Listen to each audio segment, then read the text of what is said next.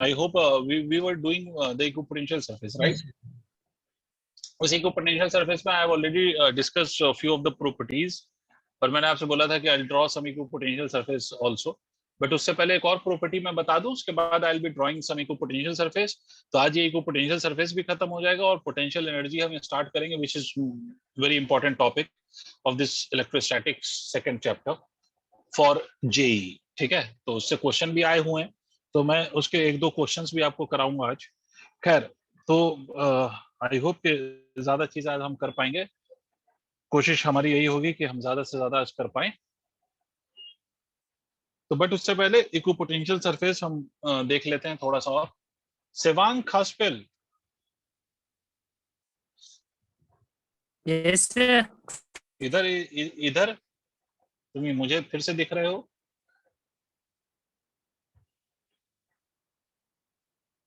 सेवांग, क्या हाल चाल? जी सर. क्या हाल चाल? सर सर तुम्हारी आवाज ब्रेक हो रही है. खैर, ठीक हो. आप ठीक हैं? चलिए ठीक है सर. मैं यहाँ पर इक्विपोटेंशियल सरफेस पे बात कर रहा था. ठीक है, चलिए. अब देखिए सर, इससे पहले कि मैं इक्विपोटेंशियल सरफेसेस ड्रॉ करूं, मैं एक और प्रॉपर्टी आपको बता दूं. जैसा आपने एक प्रॉपर्टी पढ़ा था इलेक्ट्रिक फील्ड लाइंस में कि no two field lines can intersect each other. Similarly no two equipotential surfaces can intersect each other. मैं फिर से रिपीट कर रहा हूं. जैसे आपने पढ़ा है ना कि no two electric field lines can intersect each other, और उसका रीजन ये था कि at the point of intersection there will be two direction of the field which is not possible.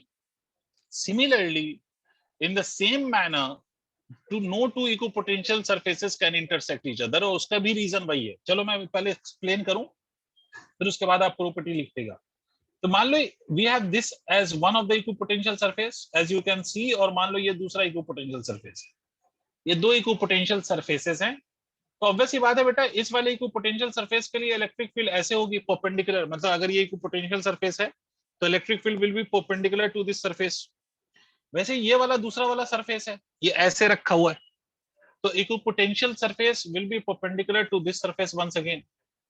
अब अगर मान लो मैं इन दोनों सरफेस को ऐसे ले लूं, ये एक सरफेस और ये दूसरा वाला surface, if I take the two surfaces this way, और मैं कहूं ये दोनों इंटरसेक्ट हो रहे हैं, ट्राई टू अंडरस्टैंड, ये दोनों इंटरसेक्ट करा दूं. तो सर अगर मैं इन दोनों को इंटरसेक्ट करा दूं तो व्हाट विल हैपन नाउ? इस वाले सरफेस पे इलेक्ट्रिक फील्ड ऐसे और इसका इलेक्ट्रिक फील्ड, मतलब eight the point of intersection you can claim that कि एक ही पॉइंट पे दो डायरेक्शन ऑफ फील्ड है या नहीं. टेल मी यस और नो. एक ही पॉइंट पे दो फील्ड की डायरेक्शन हो गई, which is again not possible. Yes. अगर ये इलेक्ट्रिक फील्ड लाइंस के केस में पॉसिबल नहीं था तो यहां पर भी पॉसिबल नहीं है. इसीलिए याद रखिए कि no two equipotential surfaces can intersect each other. तो प्रॉपर्टी क्या लिखेंगे आप लोग? अब प्रॉपर्टी लिखेंगे no two equipotential surface, equipotential surface, equipotential surface can intersect each other. Surface can intersect each other. कोई दो equipotential surface आपस में intersect नहीं कर सकते. intersect each other. Reason आपको पता है कि at the point of intersection एक ही point पे there will be more than one direction of the field which is not possible. इसका reason क्या है? इसका reason है कि at the point of intersection, at the point of intersection एक से ज्यादा डायरेक्शन होगी फील्ड की जो कि पॉसिबल नहीं है. Clear? Is it understood? Yes, sir. Yes, sir. Very good. तो ये प्रॉपर्टी लिख लिया. अब लास्ट जल्दी से हम इक्विपोटेंशियल सरफेस ड्रॉ कर लें, उसके बाद we'll स्टार्ट पोटेंशियल एनर्जी वाला पार्ट. ठीक है, इन बिटवीन एक क्वेश्चन भी कराऊंगा, बट उससे पहले एक और चीज समझ लें. इसको इरेज करूं बच्चों? अब सुनिए, now let us draw some equipotential surface. आपको ऑब्जेक्टिव फॉर्म में पूछा जा सकता है, इक्विपोटेंशियल सरफेस ड्रॉ करने को बोला जा सकता है. तो सुने सर, जब भी आप इक्विपोटेंशियल सरफेस ड्रॉ करो, आप हमेशा दो प्रॉपर्टी याद रखो. And what are those properties? तो पहली प्रॉपर्टी है कि electric field lines is always perpendicular to the equipotential surface. पहली प्रॉपर्टी तो ये है. पहली प्रॉपर्टी है कि electric field lines equipotential surface पे परपेंडिकुलर होगी. और दूसरी प्रॉपर्टी ये है कि the region in which electric field is strong, the separation between equipotential surface will decrease, and in the region where electric field is weak, the separation between the two surfaces will increase. तो आपको दो property याद रखनी है, and दो property आपको हमेशा apply करना है while drawing the equipotential surface. Your equipotential surface should justify these two properties. अब देखो, जैसे मान लो sir, if I have to draw the equipotential surface for a charge, एक सिंगल चार्ज, मान लीजिए कि एक पॉजिटिव चार्ज हमने ले लिया, and I am drawing this equipotential surface for positive charge. तो देखिए सर, सीधी सी बात, पहले भी हमने डिस्कस किया था, सिंगल चार्ज अगर है तो उसके लिए इक्विपोटेंशियल सरफेस स्फेरिकल। मतलब आप इमेजिन कर सकते हो कि आपने सिंगल चार्ज को सेंटर मान लिया and you draw a sphere around that charge, तो हर स्फीयर अपने आप में इक्विपोटेंशियल सरफेस होगा। आप जितने मर्जी उतने स्फीयर ड्रॉ कर लीजिए, जितने मर्जी उतने स्फीयर ड्रॉ करिए, हर स्फीयर अपने आप में इक्विपोटेंशियल सरफेस होगा। जितने मर्जी उतने स्फीयर ड्रॉ करिए, हर स्फीयर अपने आप में इक्विपोटेंशियल सरफेस होगा। बट आप ये ऑब्जर्व करो कि मैंने पहले दो सरफेस के बीच का सेपरेशन कम रखा है, बाद वाले दो सेपरेशन के बीच का बाद वाले दो सरफेस के बीच का सेपरेशन ज्यादा कर दिया है। Did you understand why? Yes sir. पहले मैं सेपरेशन को कम दिखा रहा हूं, थोड़ा इसको ऐसे बना देता हूं। एक मिनट सर, जस्ट पहले सेपरेशन कम है, थोड़ा सा और बढ़ा, और ज्यादा बनाना चाहते हो, यस यू कैन ड्रॉ, और अगर बनाना चाहते हो और बना दो। ठीक है, जैसे जैसे आप आगे बढ़ते जाओगे separation will be decreasing, sorry separation will be increasing. क्यों ऐसा होगा? क्योंकि चार्ज से जैसे जैसे आप दूर जाएंगे आपकी इलेक्ट्रिक फील्ड डिक्रीज करेगी, तो इक्विपोटेंशियल सरफेस के बीच का सेपरेशन बढ़ेगा। और ये देखो, ये इलेक्ट्रिक फील्ड लाइंस को भी जस्टिफाई करेगा। देखो कैसे, सिंगल चार्ज की इलेक्ट्रिक फील्ड रेडियल होती है, रेडियली आउटवर्ड, अगर ये चार्ज पॉजिटिव है तो। और अगर आपने स्फीयर लिया है तो स्फीयर या सर्कल पे रेडियस हमेशा कट करता है at an angle of 90 degree. तो ये दोनों प्रॉपर्टी एप्लीकेबल हो गई, हाँ ना बोलो भाई? Yes sir. तो this is an equipotential surface for the positive charge. अब बच्चा कहता है सर अगर निगेटिव होता तो, निगेटिव होता तब भी ऐसे ही बनता। बस फर्क किस बात का होता? फर्क सिर्फ इस एरो का होता। कौन सा एरो? इलेक्ट्रिक फील्ड वाला जो एरो है। मान लो जैसे ये इक्विपोटेंशियल सरफेस में बना रहा हूँ फॉर नेगेटिव चार्ज, लेटेस्ट से अगर नेगेटिव चार्ज है और ये चार्ज नेगेटिव है, यहाँ पर ये चार्ज नेगेटिव है, minus of Q is the charge, तो इस पे जो इलेक्ट्रिक फील्ड की डायरेक्शन होगी ये इधर, एरो बस अपोजिट कर दो। अभी भी ये इस बात को जस्टिफाई कर रहा है, एरो अपोजिट कर दो, एरो अपोजिट कर दो, एरो अपोजिट कर दो, एरो अपोजिट कर दो, एरो अपोजिट कर दो, एरो अपोजिट कर दो। Is it clear? Single charge के लिए बना लोगे? हाँ ना बोलो भाई, खटाखट बोलना है भाई। Yes sir. ठीक है, जल्दी से ड्रॉ करो, we move to the next.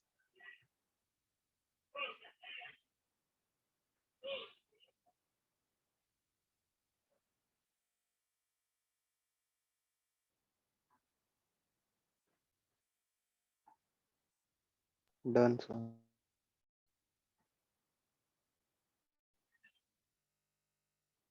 ठीक है, ये तो हो गया sir single charge. Now if you have a pair of charge, मतलब या तो दो चार्ज हो, दोनों लाइक चार्ज हो या दोनों अनलाइक चार्ज हो, तो उसके लिए हम ड्रॉ करेंगे। बट इससे पहले कि I draw the equipotential surface for like और अनलाइक चार्ज, पहले एक बात समझो। अगर मान लो खास पे एक चार्ज पॉजिटिव है और दूसरा चार्ज भी पॉजिटिव है, तो इन बिटवीन अगर मैं कोई पॉइंट लूं खासपेल और दूसरा पॉइंट मैं आउटसाइड लूं, तो कहां पर इलेक्ट्रिक फील्ड ज्यादा होगी? Eight which point do you think electric field will be greater?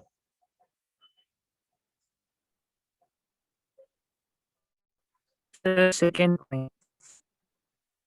Of course second वाले पॉइंट पे इलेक्ट्रिक फील्ड इंक्रीज करेगी, बिकॉज पॉजिटिव की इलेक्ट्रिक फील्ड ऑब्वियसली इधर है और इस वाले पॉजिटिव की भी इधर है, तो they will add up and hence the net electric field will increase.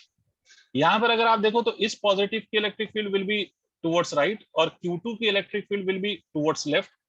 दोनों अवे हैं, बट एक का टुवर्ड्स राइट है और दूसरे का टुवर्ड्स लेफ्ट है, और ये दोनों फील्ड क्या करेगा?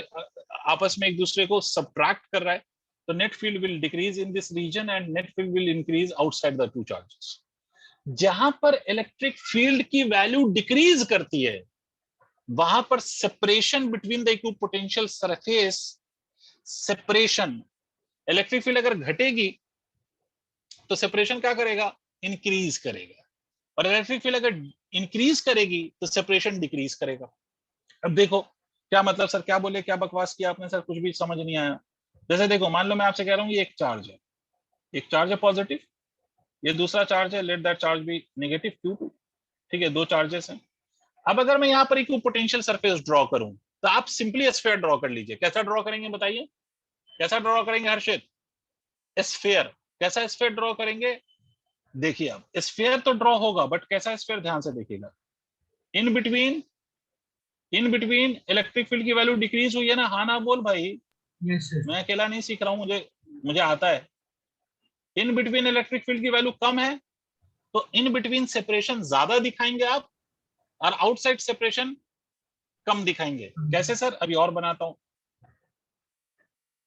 कहां गया?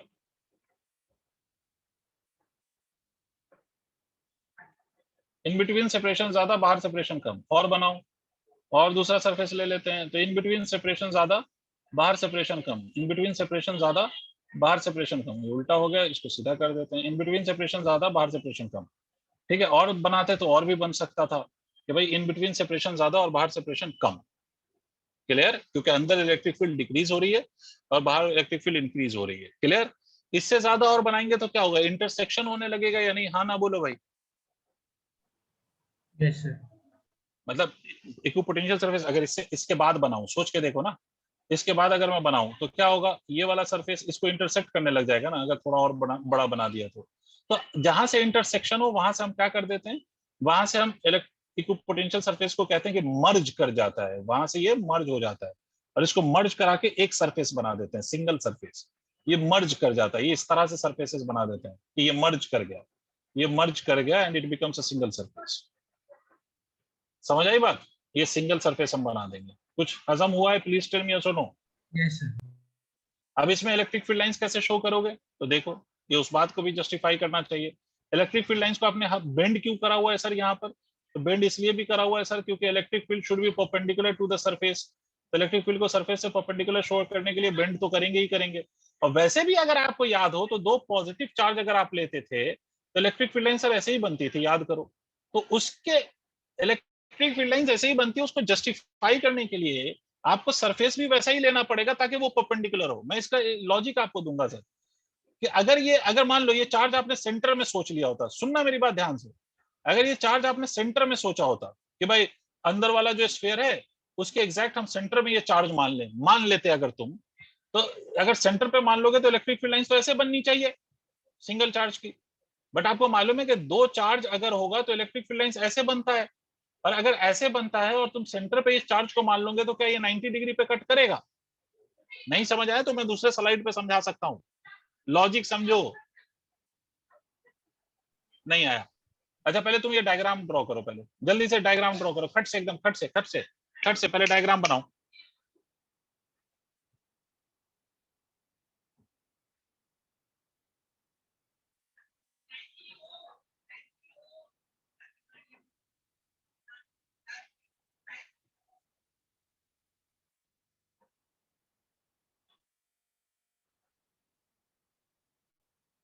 डायग्राम ड्रॉ कर लिया आप लोगों ने? Yes sir. अब देखो मैं आपको क्या समझाना चाह रहा हूं, ध्यान से सुनो। अगर मैं मान लो कि आपसे ये कहता कि भाई, यहाँ देखिए दूसरे स्लाइड पे जाते, देखिए मुझे एक बात बताइए कि अगर दो चार्ज है, दोनों पॉजिटिव है, ये वाला चार्ज Q1, ये वाला चार्ज Q2, भाई ध्यान दो प्लीज। तो इसकी इलेक्ट्रिक फील्ड लाइंस आसिया जी ऐसे बनती है, अगर दो चार्ज पॉजिटिव है तो ऐसे बनती है, ऐसे बनती है। ये आपको पहले पढ़ाया जा चुका है इलेक्ट्रिक फील्ड लाइंस, इसीलिए मैं ये क्वेश्चन अफान से नहीं पूछ रहा हूँ, क्योंकि अफान आपको मालूम है, मुझे मालूम है कि अफान ने ये वाला पोर्शन अभी नहीं पढ़ा है, तो ये सबको समझ में आ गया होगा। अब अगर सोच कि मैं इस पे स्फीयर ऐसा बनाऊं कि सच दैट ये चार्ज उसके सेंटर पे आए, तो क्या ये इलेक्ट्रिक फील्ड लाइंस इस स्फीयर के परपेंडिकुलर होगी? सोच के देख। मैथमेटिक्स क्या कहती है? मैथमेटिक्स ये कहती है कि अगर आप सेंटर से कोई लाइन ड्रॉ करेंगे सीधी, तब वो परपेंडिकुलर होगी। बट अगर कोई स्फीयर ले लें आप और वो सेंटर से आप लाइन ड्रॉ तो करें, बट वो सीधी लाइन नहीं हो, ऐसा हो, तो क्या वो परपेंडिकुलरली इंटरसेक्ट करेगी? हाँ ना बोलू? No sir. समझ रहे हो आप मेरी बात? हर्षित क्या मेरी बात समझ आई? Yes, sir. इसीलिए यहाँ पर एक बात समझिए, इसीलिए मैं ये कह सकता हूँ कि भाई ये ऐसा स्फीयर नहीं हो सकता जिसके सेंटर पे चार्ज रखें। इसीलिए जो ये पहला वाला स्फीयर आपको मैंने दिखाया ना, यहाँ देखिए, ये जो पहला वाला स्फीयर दिखाया है, ये उसके भी सेंटर पे नहीं है। ये अगर सेंटर पे रख दूंगा तो इलेक्ट्रिक फील्ड की फिर वो प्रॉपर्टी गायब हो जाएगी। Electric field is perpendicular to the surface, वो जस्टिफाई नहीं होगा, इसीलिए ऐसा किया है। चलिए नेक्स्ट, अब मान लीजिए एक पॉजिटिव चार्ज है, अब यहाँ पे दूसरा समझिए सर, मान लीजिए एक पॉजिटिव चार्ज है और एक निगेटिव चार्ज है, ठीक है भाई बच्चों, आना बोलो भाई। Yes sir. एक पॉजिटिव चार्ज एक निगेटिव चार्ज, मुझे एक बात बताओ बच्चों, कि अगर एक पॉजिटिव चार्ज है और एक निगेटिव चार्ज है तो where do you think electric field will be more, inside और आउटसाइड?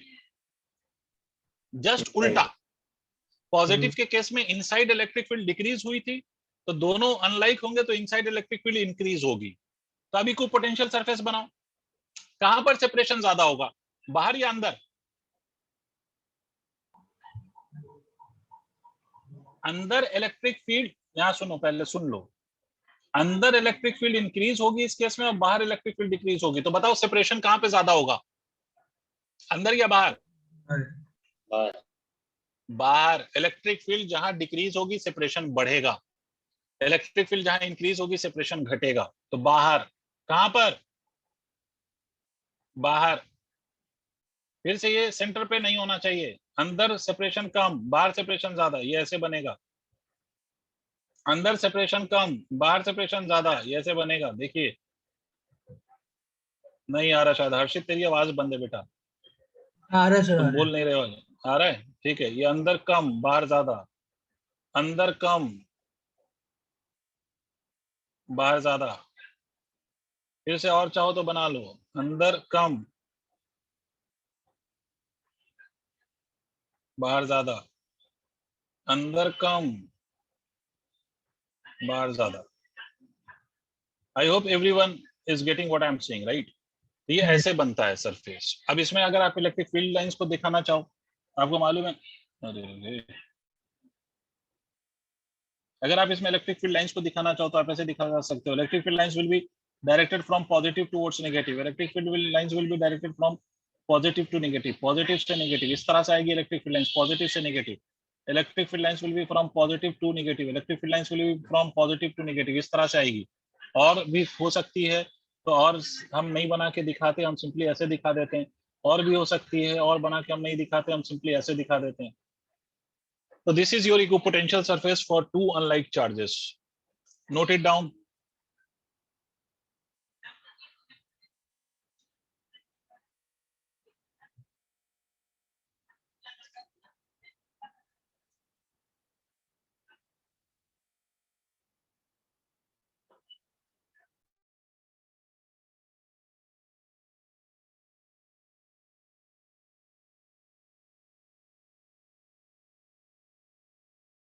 Okay.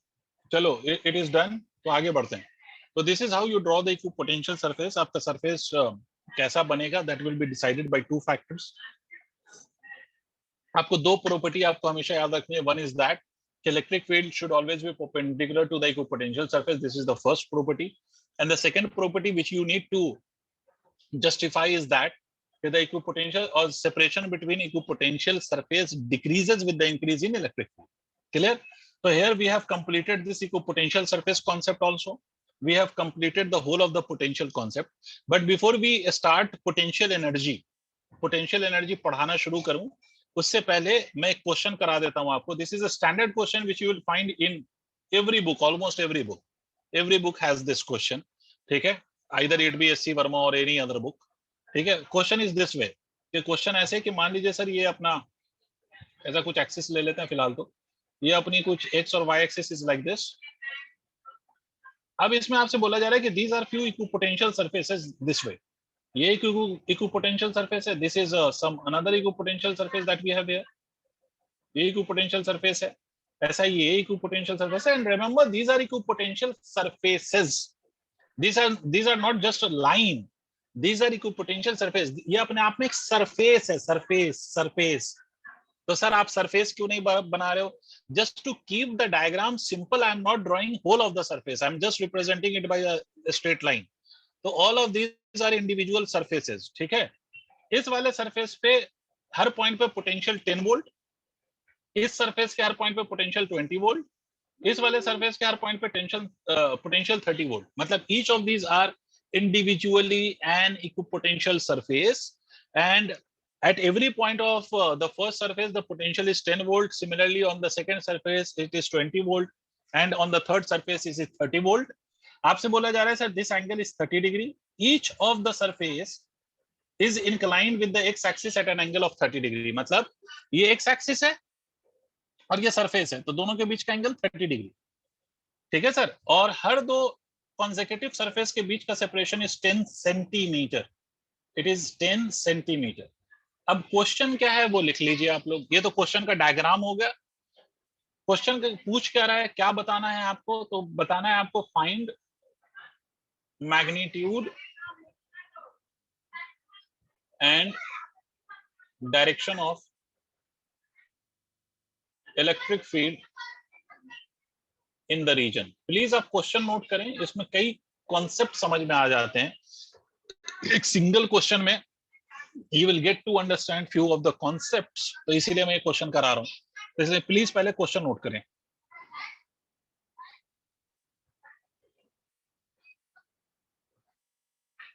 अभिनव, क्वेश्चन समझ आ गया? अभिनव, क्या है क्वेश्चन? यस. आसिया फातिमा, आपको क्वेश्चन क्लियर है? तो क्वेश्चन क्या है और क्या निकालना है? ठीक है. अगर आप लोगों को क्वेश्चन क्लियर है और आप लोगों ने नोट कर लिया है, मानसबेन क्वेश्चन नोट कर लिया क्या बेटे? Yes sir. Very good. तो अब मेरा एक पहला सवाल यशवर्धन से मैं ये क्वेश्चन कर रहा हूँ, जो मैं पूछ रहा हूँ. यशवर्धन प्लीज आप उसको बताने की कोशिश करें. मुझे ये बताओ यशवर्धन, इलेक्ट्रिक फील्ड की डायरेक्शन इंक्रीजिंग पोटेंशियल की डायरेक्शन में होता है या डिक्रीजिंग पोटेंशियल की डायरेक्शन में होता है? So decreasing potential. Very good, very good. Harshit, electric field is perpendicular to the equipotential surface or not? Yes, sir, it is. ठीक है. तो आप मेरी बात समझो, हम इन दोनों पे बात कर लेते हैं. I am taking to surfaces, first to surfaces, क्योंकि जो पहले दो सरफेसेस के बीच में इलेक्ट्रिक फील्ड होगी वही सेकंड और थर्ड के बीच में भी होगी, because the difference of potential is same between each consecutive surfaces. इसलिए इलेक्ट्रिक फील्ड की वैल्यू भी सेम होगी बिटवीन द कंसेक्यूटिव सरफेसेस. तो किसी भी दो कंसेक्यूटिव का निकाल लो, वही आगे तक का रिजल्ट वही रहेगा. तो देखिए, सबसे पहला पॉइंट कि इलेक्ट्रिक फील्ड डिक्रीजिंग पोटेंशियल की डायरेक्शन में होता है. मतलब अगर आप हायर पोटेंशियल पर हैं तो आपकी इलेक्ट्रिक फील्ड की डायरेक्शन हायर से लोअर की तरफ होगी. तो इसका मतलब इलेक्ट्रिक फील्ड की direction will be from 20 to 10. Asiya, did you understand?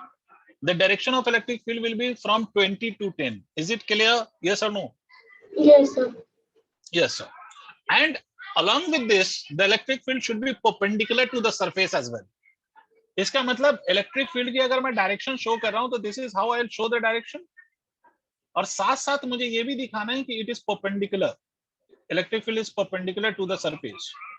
तो इसका मतलब यहाँ पर ये 90 डिग्री, यहाँ पर भी ये 90 degree sir, because electric field is always perpendicular. Is it clear? Tell me yes और नो. यहाँ तक समझ में आ गया? अब एक कॉन्सेप्ट मैं अलग से समझाता हूँ आपको. देखिए, अगर आपको याद हो तो मैंने एक कॉन्सेप्ट सिखाया था, I don't know whether you remember this और not. DV is equal to E D R cos theta. Tell me yes और नो. ये पूरा कॉन्सेप्ट सिखा रखा है मैंने बोला था कि एक्चुअली में dv is dot product of two vector, one is e and another one is d r, where d r is position vector. और ये सब कैसे लिखते हैं ये सब सिखा चुका हूँ. तो अगर मान लो मैं आपसे कहता हूँ कि ई और डी आर, ये ई है और ये डी आर है, ये दोनों कुछ एंगल पे हैं, तो obviously I will have to use that angle also, right? I will have to write the potential as equal to E D R cos theta. हाँ, अगर if they are in the same direction such that theta is zero, तो फिर आप simply E D R लिखेंगे. But if theta is non zero, तो you will have to take that theta into your calculation also, right? सही? गलत तो नहीं बोल रहा मास्टर? सबको क्लियर है ना? तो देखो, 20 वाले पे बैठ जाओ और 10 वाले को देखो.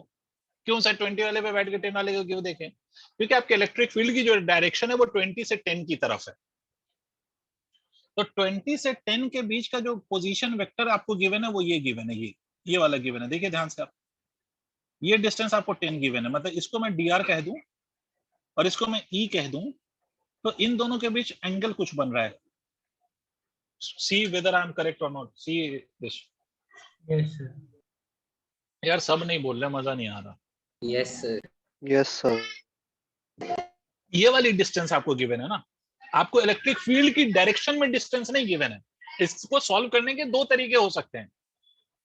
या तो आप उस डिस्टेंस से आप ये वाला डिस्टेंस कैलकुलेट कर लें जो इलेक्ट्रिक फील्ड की डायरेक्शन में, तब भी वही करेंगे आप जो अभी मैं करूंगा. दो तरीका है, जैसे भी आप सोच रहे हैं. आपको अगर थीटा को 0 लिखना है तो आप ये जो dr है उसका वो पार्ट ले लें जो यहाँ पे है इलेक्ट्रिक फील्ड की डायरेक्शन में, या तो आप वो कर लें, या फिर आप थीटा को 0 नहीं लिखना चाहते तो आप ऐसे लिख लें भाई. तो देखिए यहाँ पर आप लिखेंगे, आपको मालूम है कि dv is equal to e dr. Can anybody tell me what will be the angle between E and dr in this case? 60. Anyone? 60. 60. Very good, Yashvardhan. Obviously जिसको नहीं समझ में आया वो सुन ले भाई, ये वाला एंगल 60 होगा ना सर. सर आपको कैसे पता? Because this is an equipotential surface as you can observe here, and this is the electric field. तो ये टोटल एंगल 90 डिग्री होगा, ये वाला एंगल 30 है, तो this has to be 60. Sewang clear? Yes, sir. ठीक है, cos 60. इसको मैं ऐसे भी लिख सकता हूँ, कोई फर्क नहीं पड़ता उससे. E into delta R into cos 60 is 1/2. अब ध्यान से देखिए, delta V that is the potential difference between the two surface. तो दो सरफेस के बीच का पोटेंशियल, दो सरफेस के बीच का potential difference will be equal to what? That would be equal to 10. Electric field मुझे चाहिए, डेल्टा R ये हो गया, and it is in centimeter, तो I write it as 10 into 10 to the power minus 2 meters into 1/2. This 10 and this 10 cancels out. So electric field की value would be equal to 2/100. Sorry, 2/10 to the power minus 2, right? Yes, sir. Yes, sir. इसका मतलब this will be equal to 200 volt per meter. This will be equal to 200 volt per meter. Please note down this question.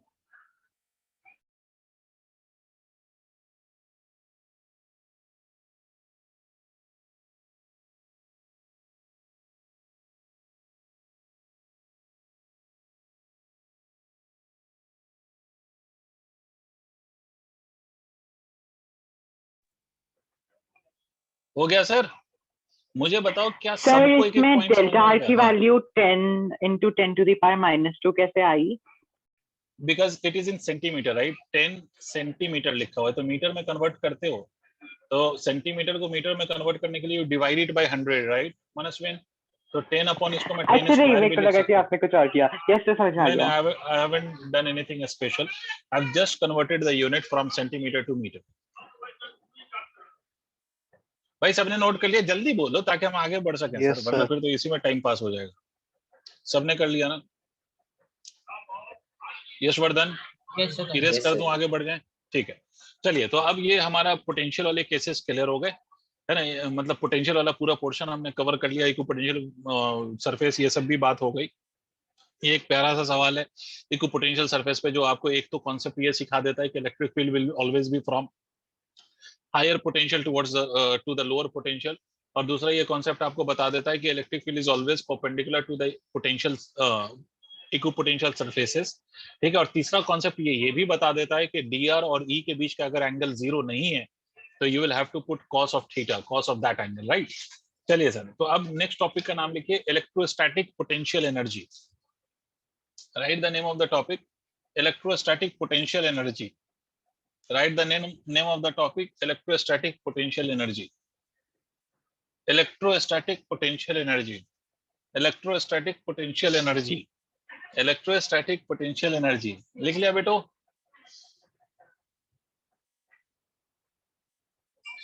Yes, sir. ठीक है. अब देखो, electrostatic potential energy, आप में से कुछ बच्चे जिन्होंने 11th में पढ़ा होगा उनको कुछ बातें याद होंगी शायद. आप लोगों ने 11th में in the chapter of gravitation आपने पढ़ा होगा gravitational potential energy. I hope आपने पढ़ा है. और gravitational Yes, sir. Potential energy आप लोग अगर याद करो तो ग्रेविटेशनल पोटेंशियल एनर्जी में आपने ये पढ़ा था कि सर अगर ये मास m1 है, ये मास m2 है, they are separated by distance of r. ठीक है, तो इस केस में इसकी जो पोटेंशियल एनर्जी होगी that would be written as gm1 m2 divided by r with a negative sign. और ये हमेशा नेगेटिव साइन रहता है यहाँ पर. I will tell you why there is always a negative sign. वो आज हम समझेंगे क्यों ऐसा होता है. ठीक है, तो इसी तरह का एक पोटेंशियल एनर्जी हम इलेक्ट्रोस्टैट्स में भी डिफाइन करते हैं for the charges, that is mass will be replaced by the charge, और उस एनर्जी को हम इलेक्ट्रोस्टैटिक पोटेंशियल एनर्जी कहते हैं। अब इसको ज्यादा अच्छे से समझने के लिए आप ऐसे इमेजिन कर, मान लो बेटा आपने अगर, क्योंकि मैग्नेट के साथ आपने बचपन में खेला होगा शायद, you may have played with the magnet, मैं तो अभी भी खेलता हूं, but if you may have played with the magnet तो आपने देखा होगा कि अगर दो मैग्नेट का नॉर्थ पोल ले लो और उसको आप ऐसा पास लाने की कोशिश करो, तो रिपेल करते हैं या नहीं करते हैं? Yes, sir. Sir. है ना। इसका मतलब अगर मान लो कि मैं उसको पास लाके इतने डिस्टेंस पे दोनों मैग्नेट को होल्ड करना चाहता हूं, तो वो खुद से नहीं रुकेंगे, यहां पर आपको उसके रिपल्शन के अगेंस्ट उसको रोकना पड़ेगा। इसका मतलब है कि to assemble the two magnets to their fixed location, जो आप चाहते हैं उस लोकेशन पे दो मैग्नेट को रखने के लिए आपको फोर्स लगाना पड़ेगा, that would be the external force against the force of repulsion. Clear? इसी तरह से अगर मान लीजिए दो मैग्नेट ले लें आप, एक का नॉर्थ पोल है दूसरे का साउथ पोल है, और आप उसको इतना दूर रखना चाहते हैं, तो वो दूर नहीं रहना चाहेगा, वो चाहेगा अट्रैक्ट होना। तो फिर वहां पर आपको वर्क करना पड़ेगा in assembling the two magnets to their fixed location against the force of attraction. इसका मतलब है बेटा कि ये दो मैग्नेट को आप अगर अपने मन चाहे लोकेशन पे असेंबल करना चाहते हो, तो in that case you need to perform some work in assembling the magnets to their fixed locations. ठीक है? And that work what you will do on these magnets will be stored in the system in the form of an energy, of course, right? यही चीज same चीज charge के साथ भी होता है। अब देखिए, आप दो प्रोटॉन पकड़ लीजिए और दो प्रोटॉन को if you want to keep them very close to each other, तो वो दोनों पास पास थोड़ी रहना चाहेंगे, because they are repelling each other, तो वो तो चाहेंगे they would like to fly apart. In fact they would love to fly to infinite distance, जहां पर एक दूसरे पे फोर्स नहीं लगाए। ठीक है? इसी तरह से अगर आप एक प्रोटॉन ले लें और एक इलेक्ट्रॉन ले लें और उसको दूर करने की कोशिश करें, तो वो तो इस केस में चाहेंगे कि वो they would love to get attracted to each other, right? तो उस केस में वो दोनों एक दूसरे के पास भागना चाहेंगे। फिर भी अगर आप उसको कुछ पर्टिकुलर सेपरेशन पे असेंबल कर रहे हो, तो आपको फिर से वर्क करना पड़ेगा against the force of attraction. तो याद रखिए कि आप किसी भी चार्ज सिस्टम को फॉर्म करने में जो भी आप वर्क करते हैं to assemble the charges to their fixed location, यही work gets stored in the system of charge in the form of an energy, and that energy is called as electrostatic potential energy. Is it clear to all? भाई आप जो work करोगे वही energy के form में store हो जाएगा और वही उस सिस्टम की एनर्जी कहला जाएगा। सीधी सी बात है, जितना आप वर्क करेंगे उतना उस सिस्टम की एनर्जी बढ़ेगी। भाई किसी भी चार्ज सिस्टम को असेंबल करने में वर्क करते हैं तो एनर्जी बढ़ती है। सीधी सी बात है सर। अगर ये बॉटल, सोचिए आप, ये तो एनर्जी का रूल है ना, अगर आप ये बॉटल यहाँ रखा हुआ है तो इसकी एनर्जी कम है, इसको अगर यहाँ से पकड़ के ऊपर हाइट पे रख दूं तो इसकी एनर्जी मैंने बढ़ा दिया। And who is responsible to in increasing this energy? तो I am responsible because I am doing some work against the force of gravitation, तो मैं इसकी एनर्जी बढ़ा रहा हूं, है ना। तो wherever you perform work on a system to assemble it, you actually do some work and that work gets converted into energy. अब यहाँ पर ये जितना भी हम इलेक्ट्रोस्टैट का केस कंसीडर करते हैं बेटा, आपको मालूम है इन ऑल दिस सिचुएशंस हम ये मान के चलते हैं कि we are not changing the velocity, I mean we are not accelerating the charge particle, so there will be no concept of kinetic energy, there will only be the concept of potential energy। के मतलब ये होगा कि आप जो work करेंगे वो सिर्फ और सिर्फ पोटेंशियल एनर्जी के फॉर्म में स्टोर होगा, काइनेटिक एनर्जी के फॉर्म में कुछ भी स्टोर नहीं होगा। आई होप आपको बात मेरी समझ में आ गई होगी। कोई दिक्कत हर्षित, आसिया? नहीं बोलो। यशवर्धन, अफान? No sir. तो चलिए फॉर्मूला समझ लेते हैं कि कैसे निकालेंगे, कैसे फॉर्मूला आएगा। कुछ नहीं करना है, कोई डेरिवेशन ऐसा कुछ नहीं है जो आपको कोई दिक्कत हो, सीधी सी बात है। आप देखिए यहाँ पर मान लीजिए सर ये Q1 चार्ज है और ये Q2 चार्ज है, you are assembling this two charges to their fixed location, मतलब you are assembling the charges to a particular separation of R। इस R सेपरेशन पे अगर आप दो चार्ज को असेंबल कर रहे हो तो undoubtedly you must have done some work in bringing the charges from somewhere and placing them to their fixed location. भाई कहीं से तो चार्ज लेके आए होगे ना, कहीं से तो चार्ज को पकड़ के आपने यहाँ पर रखा होगा ना, तो इसको असेंबल करने में you must have done some work, right. और वही इस सिस्टम में एनर्जी के फॉर्म में स्टोर होगा, तो कैसे वर्क निकालेंगे? एनर्जी निकालने का मतलब just calculate the work done. अब वर्क कैलकुलेट करने का तरीका क्या बोला जाता है, आपसे क्या समझाया जाता है, तो इस बात को समझ लीजिए। What is the basic to calculate the work? तो इसको आपसे कहा जाता है कि इमेजिन करो कि इस सिस्टम में जितने भी चार्ज हैं, you are bringing in the charges one by one from infinity. अब एक बात इमेजिन करोगे, जैसे मैं आपसे कहता हूं सर कोई सा भी केस हो, चार्ज ऐसा नहीं है कि पूरा का पूरा charge just is given to a body in a single lump. Charge is given to a body bit by bit. It cannot be given to the body in a single lump of course, right? जैसे अगर मैं आपसे कहूं कि भाई ये एक sphere है, इसको मैं चार्ज कर रहा हूं, तो चार्ज कर रहा हूं तो ऐसा थोड़ी है कि आप पूरा का पूरा चार्ज एक बार में लाके उस पर डाल देंगे। Charge is not a water bucket full of water के आप लाएंगे पानी और उस पर डाल देंगे, ये नहीं है बेसिकली, राइट? तो आप चार्ज बिट बाय बिट करते हैं, थोड़ा थोड़ा थोड़ा थोड़ा चार्ज करते हैं। तो हमेशा इस बात को याद रखिए कि ऑलवेज जब भी आप कोई सिस्टम फॉर्म करेंगे ना, बूंद बूंद तालाब बनता है, ठीक है, ड्रॉप बाय ड्रॉप। तो उसी तरह से यहाँ पर जब आप चार्ज रखेंगे तो चार्ज भी आप इमेजिन करेंगे वन बाय वन ला रहे हैं। अब क्वेश्चन आ रहा है सर कहां से ला रहे हैं? यशवर्धन तुम कुछ आइडिया दे सकते हो कि चार्ज कहां से लाया जाएगा? अगर हम सोच रहे हैं इसको कि चार्ज वन बाय वन लाया जा रहा है, तो चार्ज को कहां से लाया जा रहा होगा यशवर्धन? कुछ आइडिया, ऐसे ही गेस कर लो, make a guess. Sir internally. जी सर इंटरनली वो डिवीजन के थ्रू। नहीं, इंटर मतलब ऐसी जगह से ला रहा हूँ जहां पर मुझे कोई कैलकुलेशन नहीं करना पड़े। मतलब जब भी आपको नहीं पता हो ना कि कहां से आप क्या कर रहे हो, तो हमेशा याद रखो इन्फिनिटी। सीधी सी बात, कहां से ला रहे होंगे? इन्फिनिटी से। नाउ द क्वेश्चन अराइजेस कि इन्फिनिटी से क्यों sir?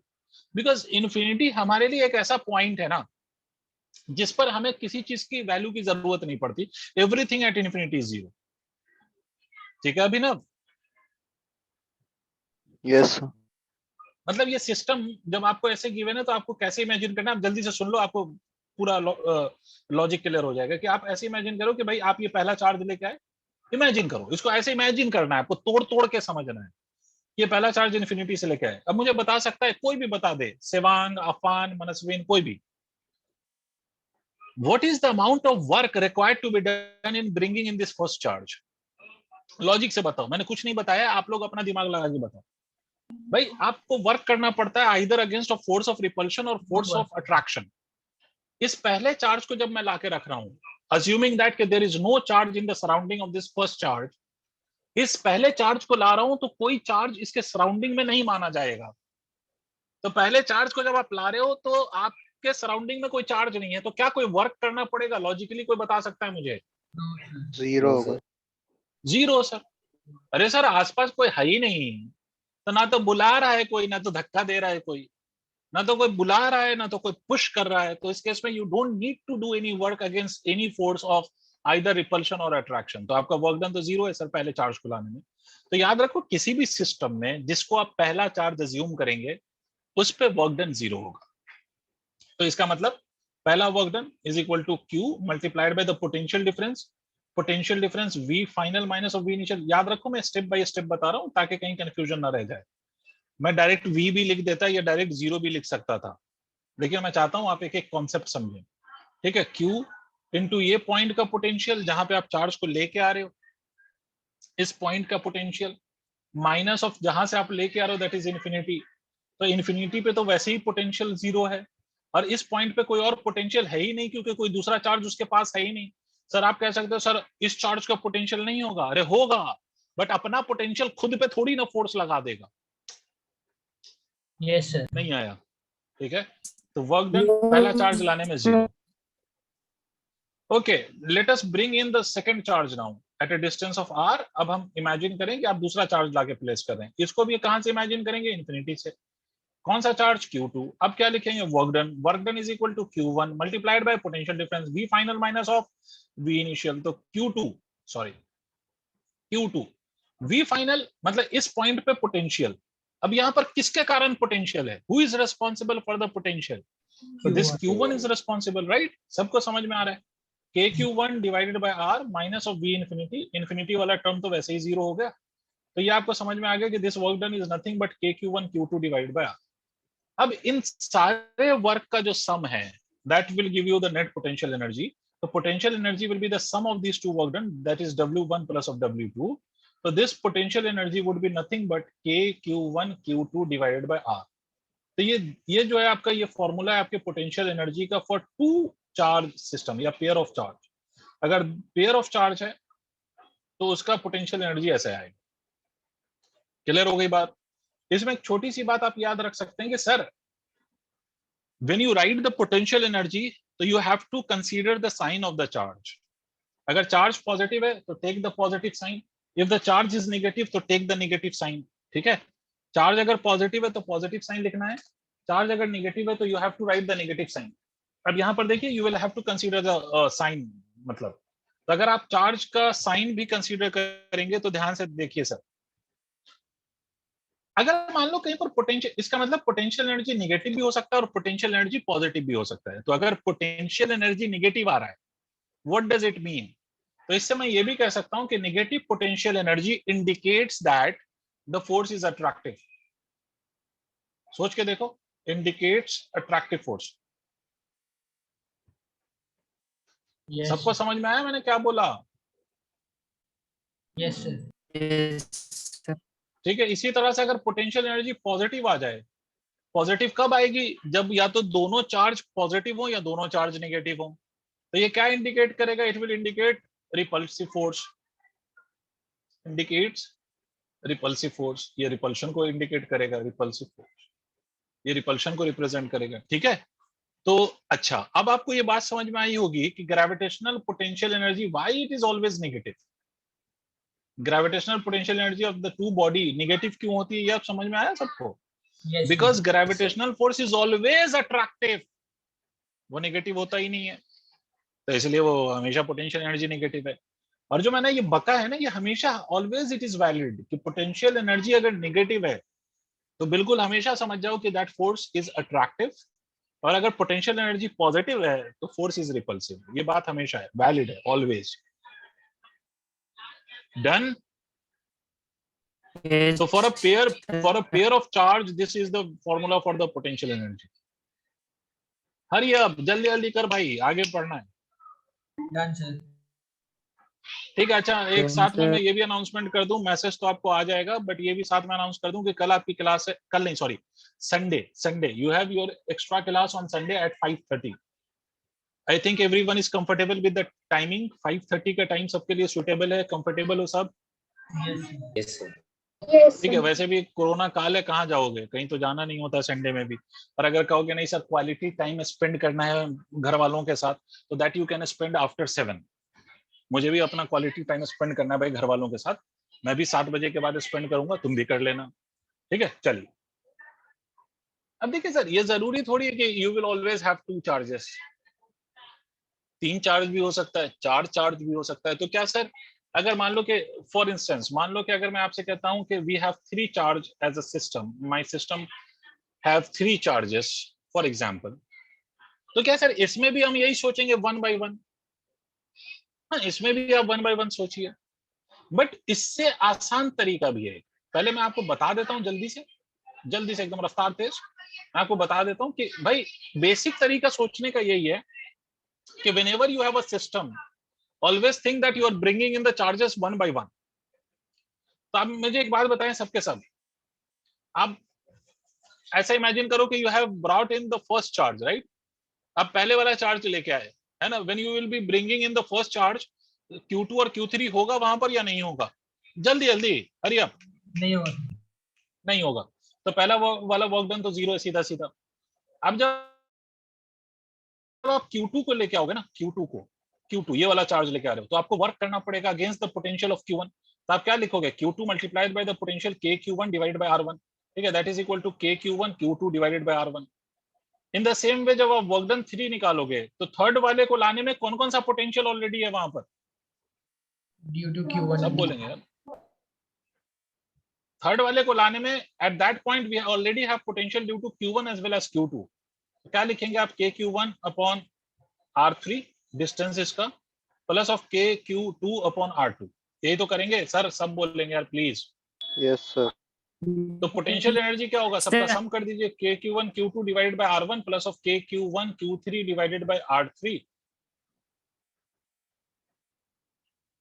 Plus of KQ2 Q3 divided bye R2। ये होगा सर आपके पोटेंशियल एनर्जी का रिजल्ट। बट आप खुद देखो, इमेजिन, मतलब ये तो वन बाय वन करके हमने सोचा तो ऐसे सोचा, बट अगर आप इस रिजल्ट को देखो ना, तो आपको थोड़ा सा अगर कॉमन सेंस है आपके पास, तो एक बात आपको यहाँ समझ में आएगी कि sir instead of going this way, है ना, one by one bringing in the charge, ऐसा सोचने के बजाय अगर मैं ऐसे कहता कि there is 3 pair and these 3 pair are like this, और मैं हर पेयर के लिए पोटेंशियल एनर्जी लिखता, हर सबको एक एक पेयर दिखाई दे रहा है आपको pair, and how many pair are here, there are 3 pairs as you can see, और सबका पोटेंशियल एनर्जी लिखता है, इस पेयर का अलग लिख दूं, इसका अलग लिख दूं और इसका अलग लिख दूं, और सबका सम ले लेता, तो यही रिजल्ट मैं डायरेक्टली भी लिख सकता हूं यानी। Yes. Yes, sir. ठीक है, इसका मतलब आप हम क्या करेंगे, instead of going one by one, what we will do, we will identify the number of pair. Number of pair जैसे ही अपने को पता चलेगा, जैसे ही अपने को नंबर ऑफ पेयर पता चल जाएगा, तो अपने को क्या करना है भाई, सारे पेयर के लिए इंडिविजुअली ये फॉर्मूला यूज कर लेना है, KQ1 Q2 divided by R वाला, और सबके साथ लिख देना है। सिर्फ इस बात का ख्याल रखना है, अगर चार्ज पॉजिटिव है तो प्लस साइन यूज करना है, इफ इट इज नेगेटिव तो you have to use negative sign. I hope it is clear to everyone. So can we jump to the question now? Sir, एक minute. Yes, sir. जी, सवांग क्या कह रहे हैं?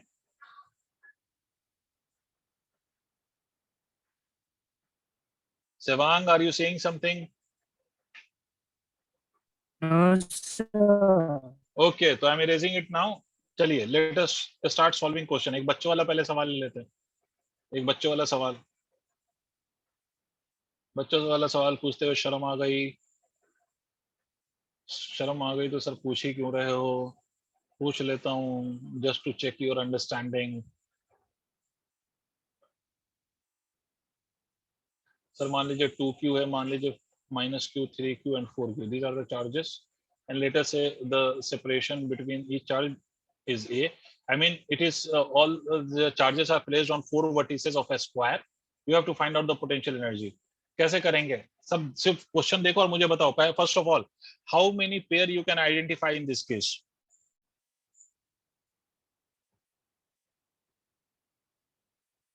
How many pairs are there in the given diagram? How many pair you can identify? क्या हो गया? 6. 6.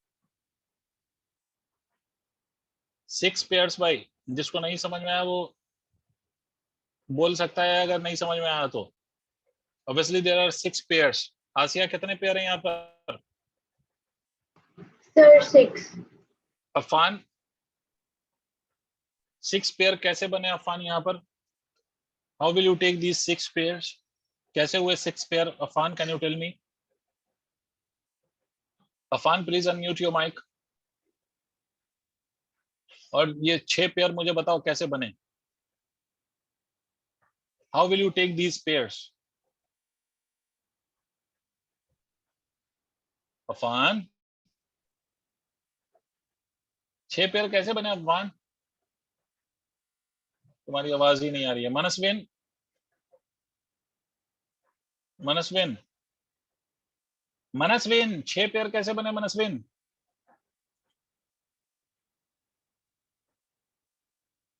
अभिनव, किसी को मेरी आवाज नहीं जा रही क्या? अभिनव, Yes, sir. कैसे बने बाबू 6 पेयर?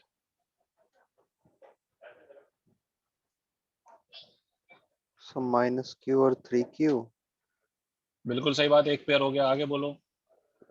2Q और 4Q, ठीक, 2 पेयर हुआ। 2Q और 3Q. 2Q और 3Q, डायगोनल वाला भी ठीक है। मुझे बस ये जानना था। देखो भाई, अफान एंड ऑल भाई, पहली बात तो ये एक पेयर दिखाई दे रहा है, ये -Q और 3Q वाला एक पेयर है। पेयर समझते हो ना? इसी तरह से ये दूसरा पेयर है 3Q और 4Q वाला, ये तीसरा पेयर है, और ये चौथा पेयर है। ये तो 4 पेयर यहाँ दिखाई देंगे और 2 पेयर डायगोनल वाले होंगे। ये भी तो एक पेयर दिखाई दे रहा है हमें, ये भी तो एक पेयर बनेगा। वैसे भी पेयर बनाने का तरीका, आप मैथ्स वाले हैं, मैथ्स वाले आपको पता होगा परम्यूटेशन कॉम्बिनेशन। परम्यूटेशन कॉम्बिनेशन में आपने पढ़ा होगा NC2, पढ़ा है क्या भाई? Yes, sir. तो Yes, अगर किसी को जानना है नंबर ऑफ पेयर, तो number of pair is nothing but n into n minus 1 divided by 2। भाई n क्या चीज है? Number of vertex. Number of vertex वहां पे पुट कर दीजिए, you will get the number of pair. तो कुछ नहीं करना है, कोई रॉकेट साइंस नहीं है, जितने पेयर उतने के लिए हम लिख देंगे एनर्जी। तो क्या लिखेंगे देखो, ये वाला मल्टीप्लाई करो minus of 3k² square divided by A. आगे चलते हैं 12k² square divided by A. आगे चलते हैं plus of 8k² square divided by A. आगे चलते हैं minus of 2k² square divided by A. ये तो हो गए एज वाले। डायगोनल वाला अगर आप लिखेंगे तो plus of 6k³ square divided by √2a, और ये वाला minus of 4k³ square divided by √2a। नहीं आया सर? आ गया सर। ठीक है, जल्दी नोट करो, आगे बढ़ेंगे। सिंप्लीफिकेशन करते रहना फुर्सत में बैठ के, कोई ऐसा कोई रॉकेट साइंस कुछ है नहीं उसमें जो मुझे सिखाना पड़ेगा। जहां पर सिखाना पड़ेगा वहां सिंप्लीफिकेशन सिखाऊंगा। Done sir, very good. आगे बढ़ते हैं, नेक्स्ट क्वेश्चन। अब इस क्वेश्चन के बाद डायरेक्टली मैं जंप कर रहा हूं, इसी फॉर्मेट का एक क्वेश्चन जेई ने पूछा था, और ऐसा नहीं कि बहुत साल पहले पूछा था, ये 2014 2010 के बाद किसी साल पूछा गया था जेई मेंस में। क्वेश्चन क्या था? क्वेश्चन देखिए, क्वेश्चन ये था, जेई ने बोला कि सर ये एक क्यूब है। जेई ने ऐसा नहीं बोला कि सर ये क्यूब है, जेई ने सिंपली बोला कि इट्स अ क्यूब। ऐसा क्यूब दिखाई दे रहा है आप लोगों को, it's a cube, and they place the charges on the vertices of the cube.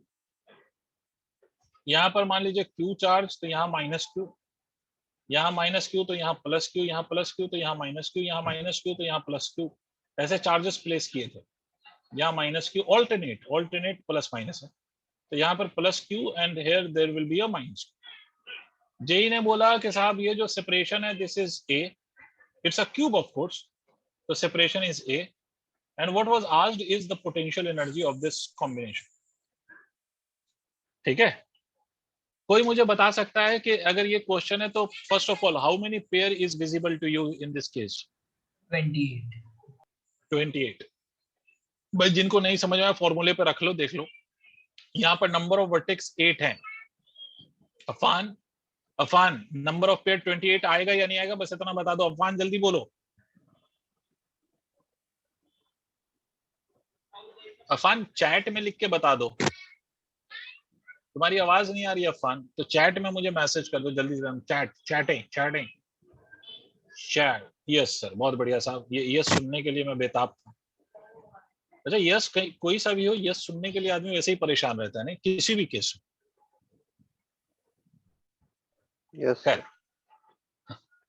चलो, तो यस खेलते हैं। Let see now. अब 28 पेयर बने कैसे कैसे? तो देखिए 28 बार आपको लिखना नहीं है, you don't need to write 28 times हर इंडिविजुअल पेयर को। देखो अगर थोड़ी बुद्धि चलती हो ना, आप मैथ्स वाले हैं तो आप समेशन लगा देंगे थोड़ा, सर। हाँ नहीं समेशन नहीं, आप मैथ्स वाले हैं, आपका सेंस थोड़ा ज्यादा तेज चलना चाहिए। कैसे पेयर कैसे कैसे बन रहे हैं उस बात को सिर्फ समझो।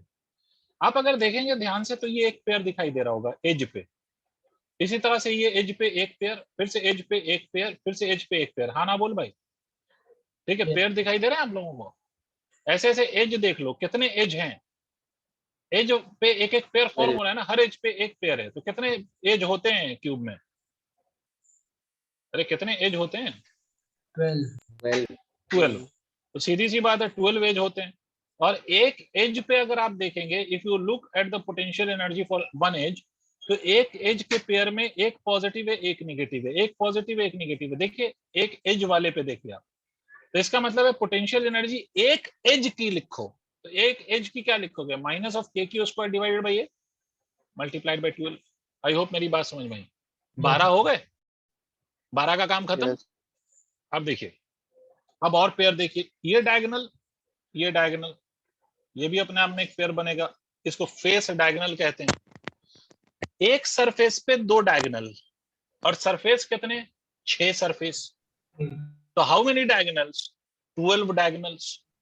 और अगर आप डायगोनल पे देखेंगे तो ये पॉजिटिव तो ये भी पॉजिटिव, ये निगेटिव तो ये भी निगेटिव, तो डायगोनल वाला जो पोटेंशियल एनर्जी वो देखो पॉजिटिव आएगा, पता नहीं आएगा भी नहीं आएगा, प्लस ऑफ के Q square divided by root 2a multiplied by फिर से 12।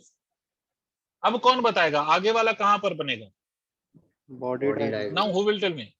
बॉडी डायगोनल और बॉडी डायगोनल, और बॉडी डायगोनल में अगर आप देखेंगे तो ये वाला इसके साथ बॉडी डायगोनल बनेगा ना, तो एक नेगेटिव तो एक पॉजिटिव, और बॉडी डायगोनल कितने होते हैं? 4। तो क्या हो जाएगा सर? इसको आप लिखेंगे माइनस ऑफ के Q square divided by root 3a multiplied by 4। ये आ गया आपका बॉडी डायगोनल वाला केस। ये आप सबको सॉल्व कर लेंगे तो you will get the potential energy. This is how you calculate the potential energy in this case. Is it clear? Hurry up जल्दी, Yes, रफ्तार, जल्दी से नोट करो। ये सवाल था जी का भाई, कर सकते हो तुम।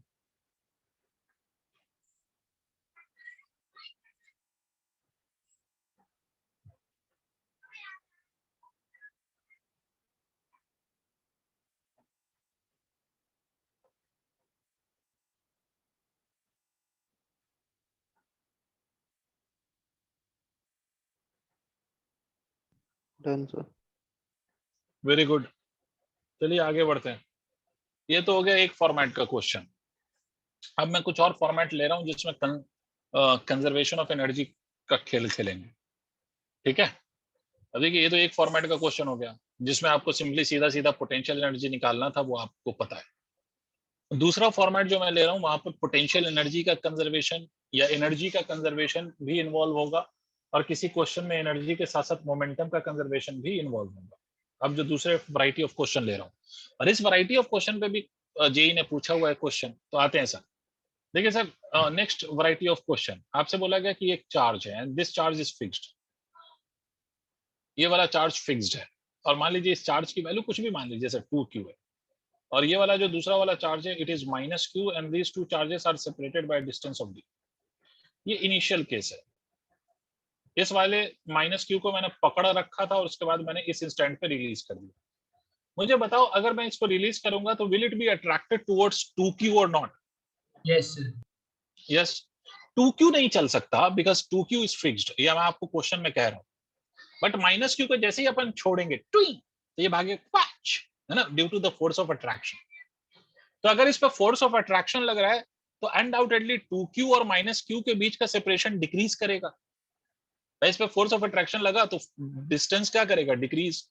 तो किसी टाइम के बाद डिस्टेंस डिक्रीज होते होते ये भी पॉसिबल है ऐसा हो जाए कि 2q यहाँ -q यहाँ, और इन दोनों के बीच का सेपरेशन रिड्यूसेस टू d/2। तो उस इंस्टेंट पे इसके पास कुछ वेलोसिटी होगी या नहीं होगी? हाँ ना बोलना पड़ेगा भाई। Yes, sir. Yes sir.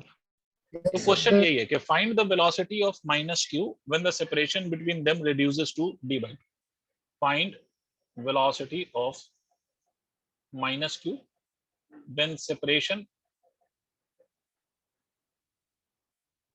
between two charges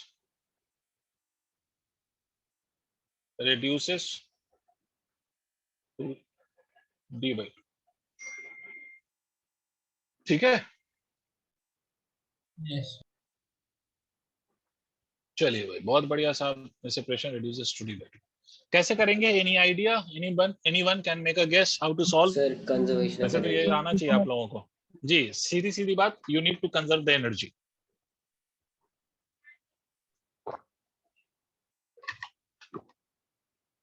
अब क्वेश्चन अराइजेस कि can we conserve the energy in this case? Yes, mechanical energy को हम कंजर्व करेंगे यहाँ पर। अगर मैं प्रिसाइजली कहूँ तो मैकेनिकल एनर्जी हम कंजर्व करेंगे। और कंजर्व क्यों कर सकते हैं मैकेनिकल एनर्जी? बिकॉज यहाँ पर जो फोर्स है वो इलेक्ट्रोस्टैटिक फोर्स है that is acting between the two charges, और इलेक्ट्रोस्टैटिक फोर्स जो है सर वो आपका कंजर्वेटिव फोर्स होता है। तो whenever you have conservative forces you can conserve the mechanical energy. तो यहाँ पर आप क्या लिखेंगे? आप लिखेंगे initial potential energy plus of initial kinetic energy is equal to final potential energy plus final kinetic energy. ठीक है, तो यहाँ पर इनिशियल पोटेंशियल एनर्जी है but initial kinetic energy 0। Okay, I have got one answer. ठीक है Shivang, I will just check the answer, don't worry. Release किया है हमने, तो जब भी किसी भी बॉडी को आप रिलीज करोगे या ड्रॉप करोगे, ठीक है, या it will start from rest, सबका एक ही मतलब होता है, और सबका मतलब है कि initial velocity is equal to 0। सबका मतलब होता है कि इनिशियल वेलोसिटी इज 0। तो इसलिए आप इनिशियल पोटेंशियल एनर्जी जब इस सेपरेशन पे है वो d दूरी पर इनिशियल, तो उस केस में आप लिखेंगे -2kq² divided by d।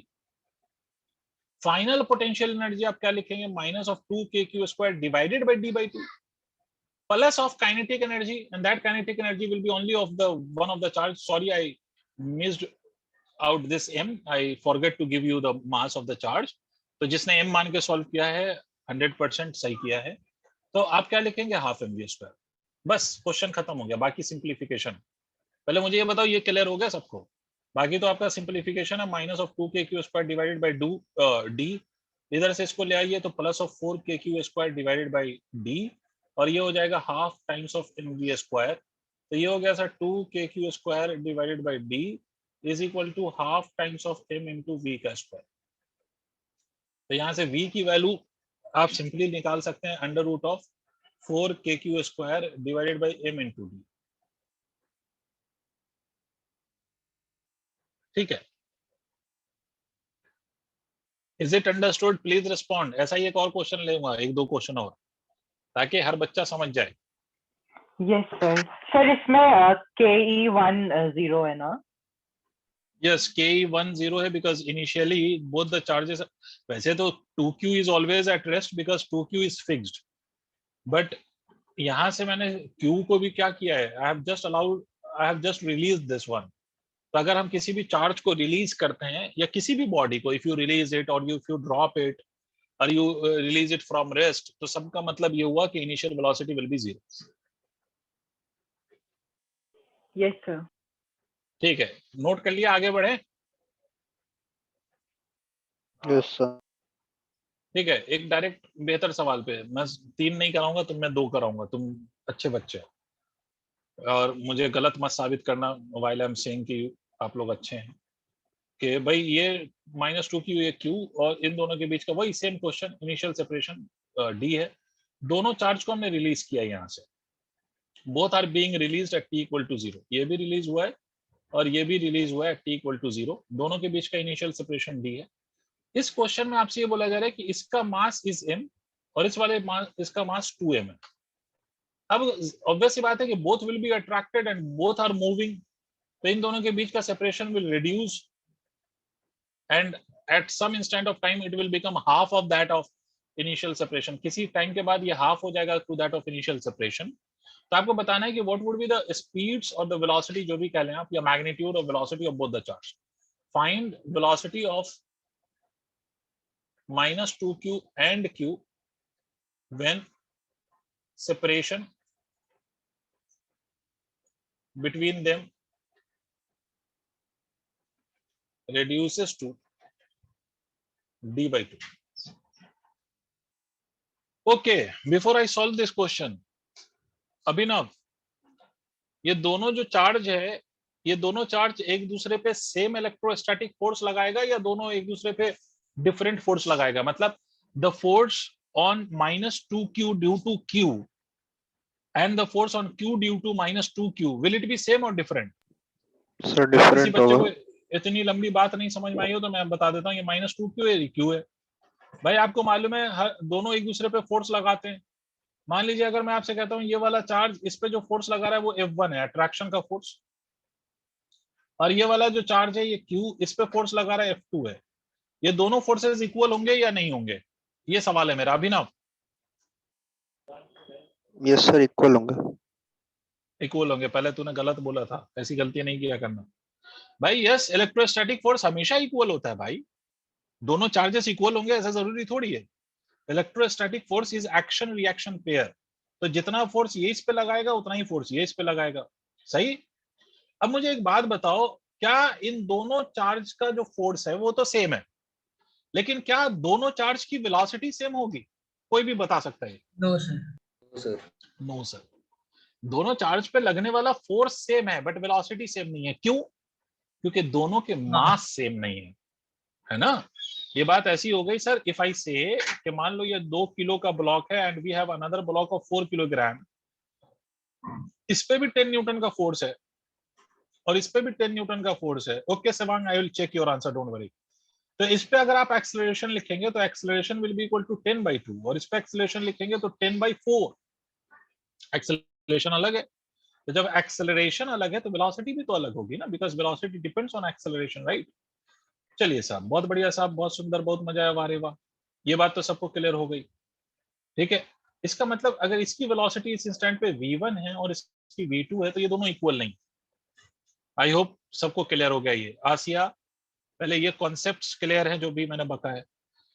Yes sir. अब देखो, मैं यहाँ पर दो कंजर्वेशन लगाऊंगा, because how many unknowns do we have? 2। पहला conservation would be of energy, initial potential plus initial kinetic is equal to final potential plus final kinetic, ठीक है। इनिशियल पोटेंशियल आप क्या लिखेंगे? तो this you will write it as minus of 2kq square divided by d। Initial kinetic energy is nothing but 0, because दोनों charge को हमने release करा है। ये होगा minus of 2kq square divided bye d/2 plus of half into m into v1 का square plus of half into 2m into v2 का square. I hope ये बात सबको समझ में आ गई। यहाँ पर दोनों की काइनेटिक एनर्जी लिखी जाएगी और दोनों की काइनेटिक एनर्जी सेम नहीं है। तो प्लस ऑफ हाफ mv1 का square plus of half 2mv2 का स्क्वायर। Is it clear? इसको इधर ले आओ तो ये हो जाएगा sir 2kq square divided by d is equal to half mv1 का स्क्वायर प्लस ऑफ mv2 का square. This is my one equation, ये मेरी एक इक्वेशन है। अब कितने अननोन है यहाँ पर Afan? How many unknown is there? इस इक्वेशन में how many unknown do we have in this equation?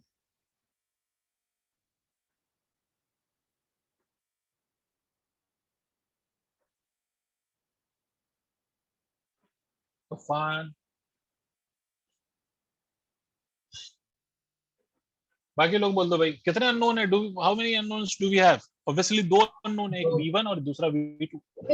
तो अगर दो अननोन है तो at least we need 2 equation to solve this. कम से कम 2 इक्वेशन तो दो, तभी तो हम इसको सॉल्व कर सकते हैं। अब दूसरी इक्वेशन क्या होगी? Conservation of linear momentum. आप लोगों ने शायद सुना होगा conservation of linear momentum, class 9th में भी सुना होगा और क्लास 10th में भी सुना, सॉरी 11th में भी सुना होगा मोमेंटम। अब लीनियर मोमेंटम का कंजर्वेशन करेंगे तो इनिशियली दोनों रेस्ट में, इसकी वेलोसिटी भी 0, इसकी वेलोसिटी भी 0, तो इनिशियल मोमेंटम तो 0 है। फाइनल मोमेंटम, इसका मास m, इसका मास 2m, तो फाइनल मोमेंटम देखिए, इसका फाइनल मोमेंटम होगा mv1 और इसका मोमेंटम होगा twice of m minus of v2। Abhinav, can you tell me why I put a negative sign with v2 in this case? Sir, direction.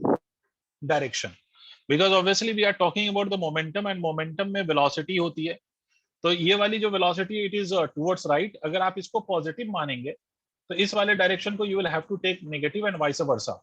अगर आप उल्टा चाहें तो उल्टा कर सकते हैं, बट एक पॉजिटिव है तो दूसरा इस केस में नेगेटिव आएगा। तो यहाँ से आप इसको लिख सकते हैं mv1 is equal to twice of mv2, m and m goes, तो यहाँ से v1 is equal to twice of v2। एक रिलेशन ये मिल गया। अब ये v1 को v2 या जो भी आपको चेंज करना है उसको उठा के यहाँ रख दो and find out the value, you will get the value. एक वैल्यू आ जाएगी तो you will be able to get the second value. अब मुझे बताओ मेथड क्लियर है सबको? Yes sir. मेथड नहीं क्लियर हो तो बताइए भाई, अगर मेथड क्लियर है तो प्लीज इसको नोट कीजिए। सर इसको हम F इक्वल्स एम से भी कर सकते हैं। F is equal to M A से करना थोड़ा मुश्किल हो जाएगा because you will have to use integration. The reason being, अच्छा रीजन क्या सर इंटीग्रेशन क्यों करना पड़ेगा? बिकॉज फोर्स जो है ना, जैसे जैसे ये चार्जेस पास आएंगे the electrostatic force between them will change, और जब फोर्स वेरिएबल होगा तो एक्सेलरेशन वेरिएबल होगा, और जब एक्सेलरेशन वेरिएबल होगा तो आपकी जो इक्वेशन ऑफ मोशन है वो एप्लीकेबल नहीं होगी, तो फिर इंटीग्रेशन लेना पड़ेगा। Yes sir, got it. Done. हो गया भाई, सबने नोट कर लिया? नोट कर लिया तो आगे बढ़ जाएं, एक अच्छा, और क्वेश्चन करके खत्म। हाँ बोलो। सर मैं कह रहा हूँ 1 मिनट।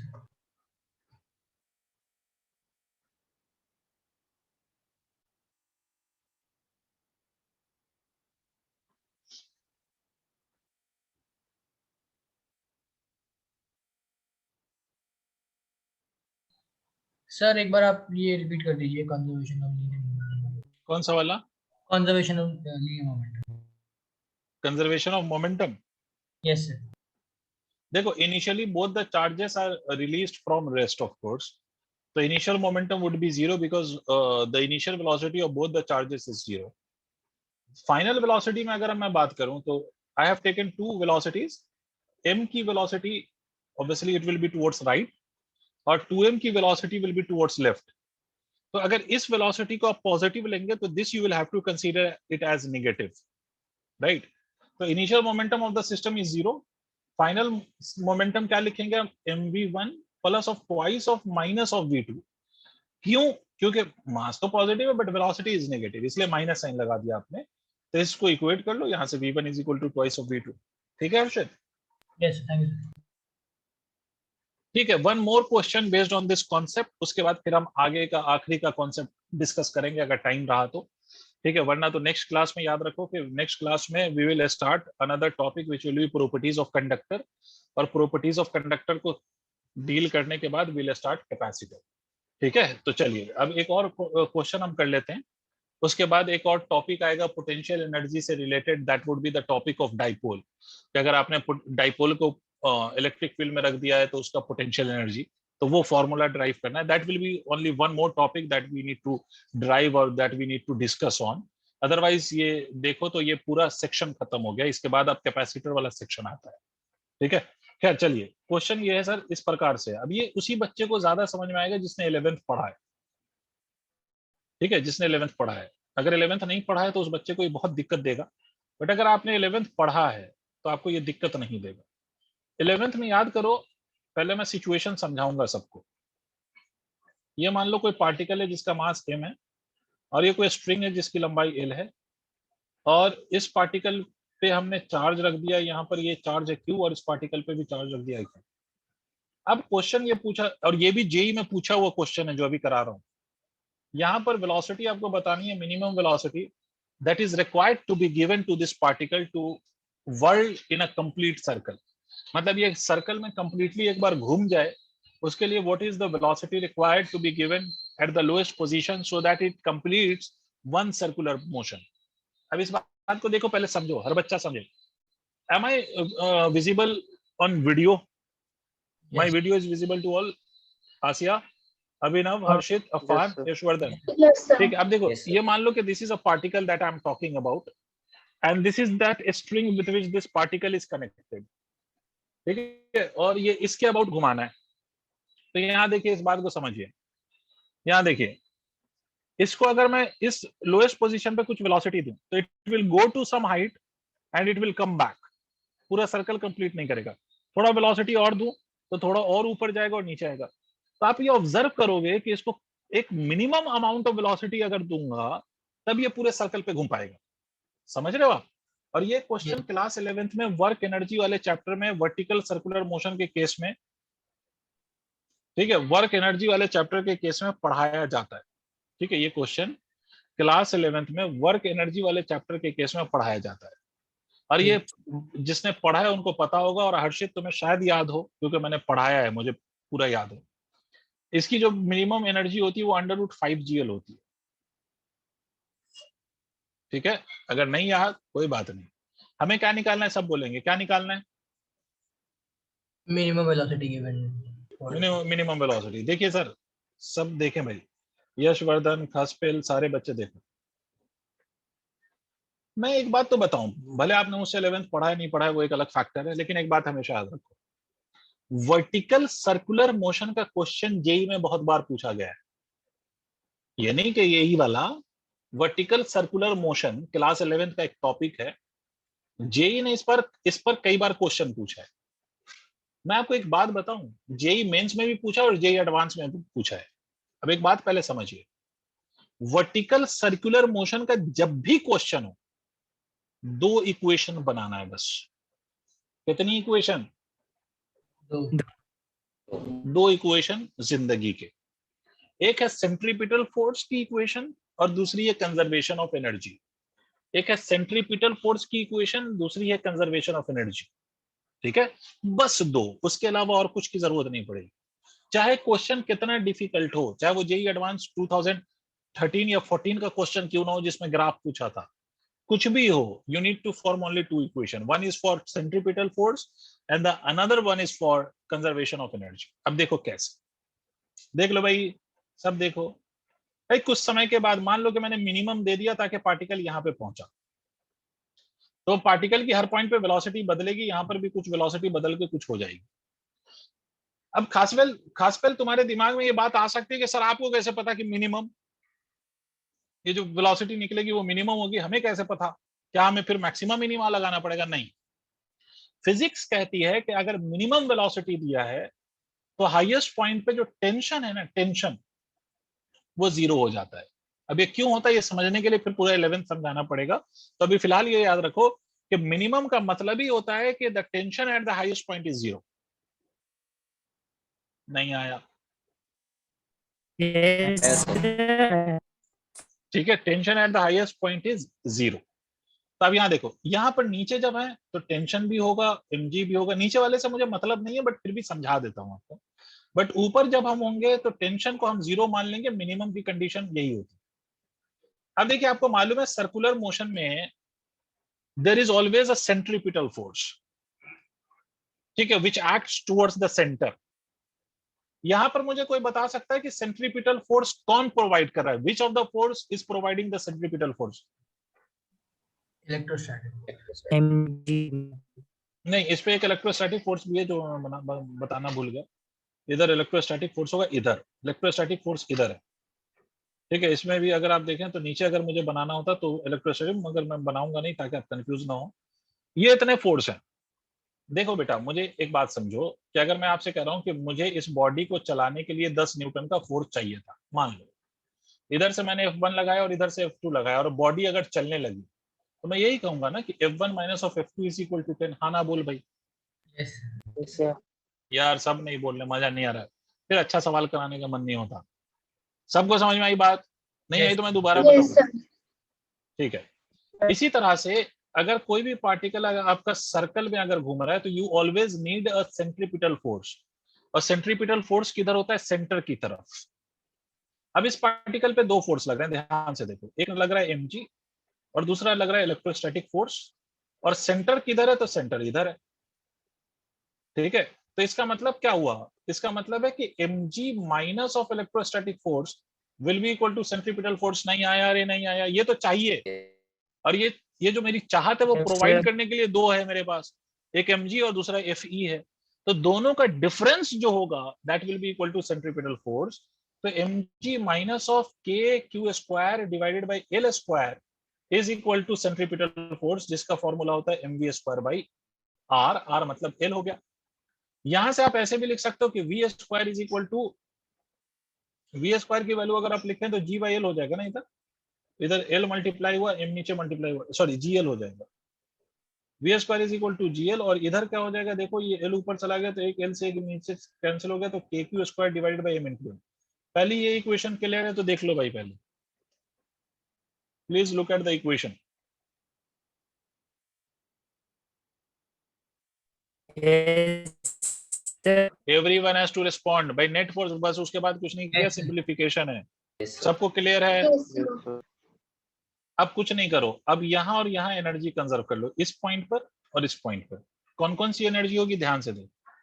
इस पॉइंट पे एनर्जी देखो तो यहाँ पर होगी ग्रेविटेशनल पोटेंशियल एनर्जी। कौन सी potential energy? Gravitational plus of electrostatic potential energy plus of kinetic energy इस पॉइंट पर is equal to gravitational potential energy final plus of electrostatic potential energy final plus of kinetic energy final. सबको समझ में आया हो तो हाँ ना बोलना पड़ेगा भाई। आया सर। ये तीन एनर्जी है ना भाई, ग्रेविटेशनल एनर्जी भी तो है यहाँ पर। तब देखिए ग्रेविटेशनल पोटेंशियल एनर्जी, इसको रेफरेंस लाइन मान लो। कोई मुझे बता सकता है ग्रेविटेशनल पोटेंशियल एनर्जी कितनी होगी? कोई भी? Zero. जीरो, बहुत बढ़िया।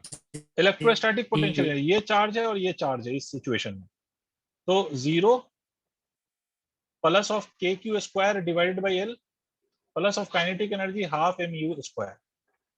Is equal to gravitational potential energy, ये ऊपर चढ़ गया, कितना हाइट ऊपर चला गया 2L रेफरेंस लाइन के ऊपर, तो mg multiplied by height 2L plus of electrostatic potential energy kq square by L plus of half into m into v square.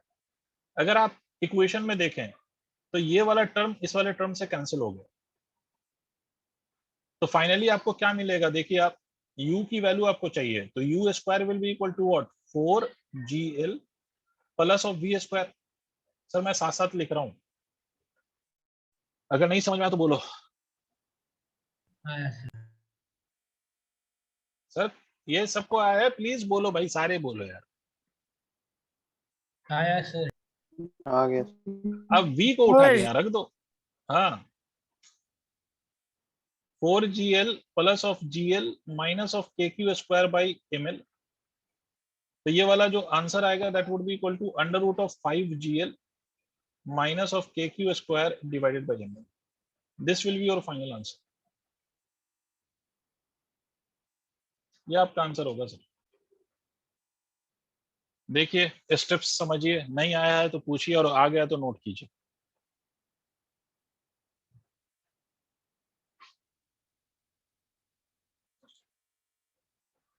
Very good Shivang, बाकी लोग भी इसको नोट कर लें, अगर फिर भी नहीं समझ में आया हो तो पूछ लें, और अगर आपको अभी समझ में आ गया और बाद में अगर भूल जाओ तो वीडियो देख लेना।